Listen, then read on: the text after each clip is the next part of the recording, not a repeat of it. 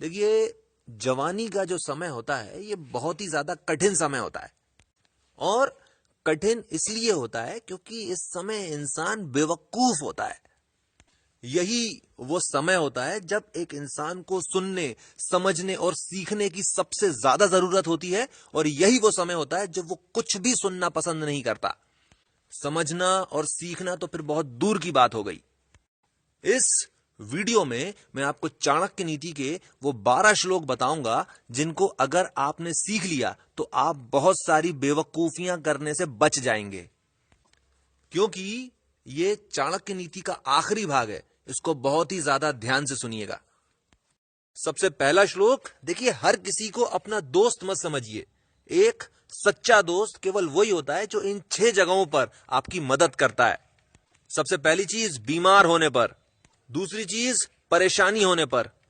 तीसरी चीज, जो गरीबी में भी आपका साथ दे। चौथी चीज, जब हमें किसी से खतरा हो तब मदद करे। पांचवी चीज है कानूनी पचड़ों में फंसने पर। और छठी जगह है इश्मशान, यानी कि मरने तक जो आपका साथ दे, वो है सच्चा दोस्त।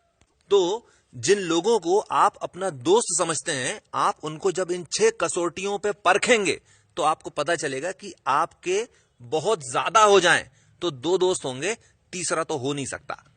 यानी बाकी के जितने भी लोग हैं, तुम मरो या जियो, उन्हें कोई भी फर्क नहीं पड़ता। And vice versa is also true. दूसरा श्लोक, काम पढ़ने पर मालूम चलता है कि कौन काम का आदमी है और कौन फालतू का। परेशानी में समझ में आता है कि कौन अपना सगा है और कौन रिश्तेदार। कठिनाई के समय समझ में आता है कि कौन अपना दोस्त है और कौन केवल जान पहचान वाला। और जब पैसे खत्म हो जाते हैं, गरीबी आ जाती है, तब औरत की पहचान होती है। जरा 2-3 बार रिचार्ज मत करवाओ तो तुम्हें मालूम चल जाएगा कि तुम जानू हो या रिचार्ज वाले भैया। तीसरा श्लोक, प्यार मोहब्बत के मामलों में कभी भी रूप नहीं देखना चाहिए, हमेशा गुण देखना चाहिए। सूरत कभी भी नहीं देखना चाहिए, हमेशा सीरत देखना चाहिए। ऐसा क्यों? ऐसा इसलिए क्योंकि खूबसूरती बहुत ज्यादा हो जाए तो 10 साल तक रहती है, पर इंसान का जो नेचर है, इंसान की जो सीरत है, वो जिंदगी भर रहती है। चौथा श्लोक, जिंदा रहने के लिए ऑक्सीजन के बाद दूसरी सबसे ज्यादा जरूरी चीज है पैसा। अब कुछ लोग कहते हैं कि भाई पैसे से प्यार नहीं खरीदा जा सकता, पैसे से सम्मान नहीं खरीदा जा सकता, पैसे से कैरेक्टर नहीं खरीदा जा सकता, वगैरह वगैरह। इसका एक एग्जाम्पल भी समझ लीजिए। मान लेते हैं आपको किसी लड़की से प्रेम हो गया। अब आप जाओ और आप उस लड़की के पिता से बात करो, उससे कहो कि मैं आपकी बेटी से शादी करना चाहता हूं। सबसे पहला सवाल जो वो आपसे पूछेगा वो होगा, बेटा कितना कमाते हो? आप सैलरी अच्छी बता दो, आपकी शादी हो जाएगी। पिता ये सोच के शादी कर देगा कि भाई हमारी बेटी राज करेगी, राज। और अफसोस अफसोस की बात यह रहती है कि कैरेक्टर जैसी आला चीज की तरफ किसी का ध्यान ही नहीं जाता है। अगर आदमी का कैरेक्टर अच्छा होगा तो वाकई में तुम्हारी बेटी राज करेगी। एक एग्जाम्पल और समझ लीजिए। ऐसा भी कहते हैं ना कि पैसे से सम्मान नहीं खरीदा जा सकता। आपके पास पैसे नहीं है, आप दोस्तों और रिश्तेदारों में उठ बैठकर तो देखो, आपको उनकी आंखों में दिख जाएगा कि आपके पास पैसे नहीं है। आपकी कुछ डिग्निटी रहे, आपकी कुछ गैरत रहे, उसके लिए जरूरी है कि आपके पास बहुत ज्यादा नहीं तो कम से कम सफिशिएंट अमाउंट ऑफ मनी तो होना ही होना चाहिए। और पैसा कैसे आता है? पैसा आता है योग्यता बढ़ाने से। जिस इंसान के अंदर जितनी ज्यादा योग्यता होती है वो उतना जल्दी आगे बढ़ जाता है, वो उतना ज्यादा पैसा कमा लेता है। पर देखिए, कुछ लोग ऐसे भी होते हैं जिन्हें मालूम होता है कि चाहे कितना भी कमा लो, खाएंगे तो दाल रोटी। तो फिर वो पैसा नहीं कमाते, वो नाम कमा लेते हैं। और वो ऐसा नाम कमा लेते हैं, ऐसी इज्जत कमा लेते हैं जिसे दुनिया भर का पैसा देकर भी नहीं खरीदा जा सकता। एपीजे। और इसीलिए भले ही चाहे तुम पैसा कमाना चाहते हो या नाम कमाना चाहते हो, तुम्हें अपनी योग्यता बढ़ानी पड़ेगी। और योग्यता कैसे बढ़ती है? योग्यता बढ़ती है ये 4 चीजें करने से। जितनी ज्यादा आप अपनी विद्या बढ़ा सकते हो, उतनी ज्यादा आप अपनी विद्या बढ़ाओ। जितनी ज्यादा आप अपनी शक्ति बढ़ा सकते हो, उतनी ज्यादा आप अपनी शक्ति बढ़ाओ।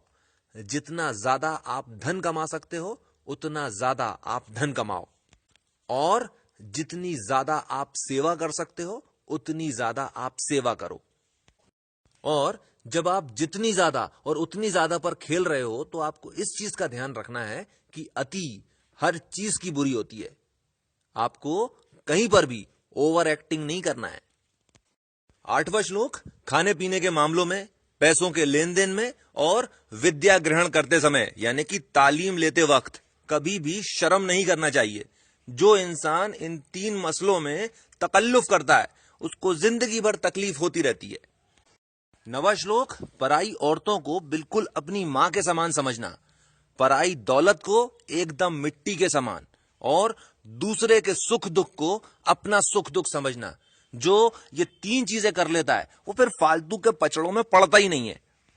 रावण अभी भी जिंदा होता, दुर्योधन ने बहुत लंबा राज किया होता।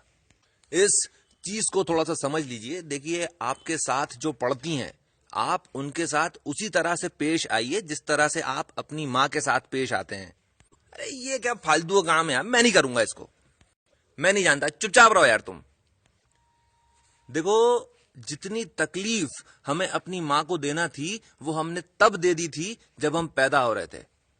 जब से तूने अपना होश संभाला है, तब से तुझे इस बात का ध्यान रखना है कि तू कोई भी काम ऐसा मत कर जिससे तेरी मां के माथे पर बल भी पड़ जाए। आंसू लाना तो बहुत दूर की बात है, क्योंकि जो अपनी मां का नहीं हुआ, वो फिर किसी का भी नहीं हो सकता। 10वां श्लोक, हजारों गाय खड़ी हो तो भी बछड़ा ढूंढता डांटता अपनी मां के पास पहुंच ही जाता है। और उसी तरह से तुमने जो कुछ भी काम किया है, उसका फल तुम्हें ढूंढता ढांढता तुम्हारे पीछे पीछे आ ही जाएगा। और इसीलिए हमेशा अच्छा काम करना चाहिए। अच्छा नहीं कर सकते तो अच्छा काम करने की कोशिश करना चाहिए, और अगर बुरा काम करना भी पड़े तो अच्छी नीयत के साथ करना चाहिए।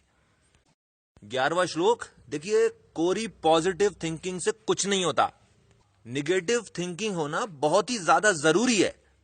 भाई, एक आदमी IAS की तैयारी कर रहा है, उसको ये चीज सोच के चलना चाहिए कि अगर सिलेक्शन नहीं होगा तो फिर वो क्या करेगा। दूसरा अटेम्प्ट देगा, तीसरा, चौथा, अब क्या करेगा, अब बता।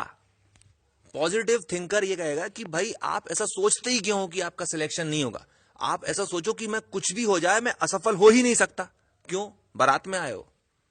वहीं जो एक निगेटिव थिंकर होता है, वो पहले ही उसको ये चीज मालूम होती है कि ये बहुत कठिन एग्जाम है, हर एक का इसमें सिलेक्शन नहीं होता, तो वो पहले से ही एक प्लान बी तैयार रखता है। वो आग लगने पर कुआं नहीं खोदना शुरू करता। परेशानी आने से पहले वो परेशानी दूर करने का तरीका ढूंढ लेता है। 12वां श्लोक, देखिए, अपने लिए तो सब जीते हैं, असल इंसान तो वो है जो दूसरों के लिए जीता है। इससे ज्यादा बड़ी बेवकूफी की बात तो कोई हो नहीं सकती। सबसे पहले अपने भले के बारे में सोचो। आपका पेट भरा रहेगा, आपके पास पैसा रहेगा, आप फिर जाके समाज की बहुत अच्छे से भलाई कर सकते हो। अगर आप पहले ही समाज की भलाई करने चले जाओगे तो आप भूखों मर जाओगे। सबसे पहले मैं, फिर मेरा परिवार, और उसके बाद फिर दुनियादारी शुरू होती है। भाई, इंसान को मतलबी होना चाहिए। अगर आप सेल्फिश नहीं हो, अगर आप अपने बारे में नहीं सोच रहे हो, तो आपके खुद के लिए जो सबसे बड़ी जिम्मेदारी है, आप उसको नहीं निभा रहे हो। इसके साथ मैं अपनी बात खत्म करता हूं। इस चैनल को सब्सक्राइब कर लीजिए ताकि इस चैनल पर जो भी वीडियो अपलोड हो, आपके पास उसका नोटिफिकेशन पहुंच जाए। आपने मुझे इतना समय दिया, थैंक यू वेरी मच।